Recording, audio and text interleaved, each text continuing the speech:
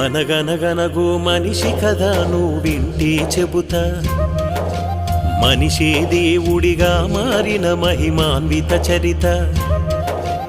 అనగనగనగో మనిషి కదా నువ్వింటే చెబుతా, మనిషే దేవుడిగా మారిన మహిమాన్విత చరిత. శివుడి వంశలో పుట్టిన నారాయణ స్వామి, కోరిన భక్తుల కోర్కెలు తీర్చే బంగారు స్వామి. నారాయణ స్వామి నారాయణ, నారాయణ స్వామి నారాయణ.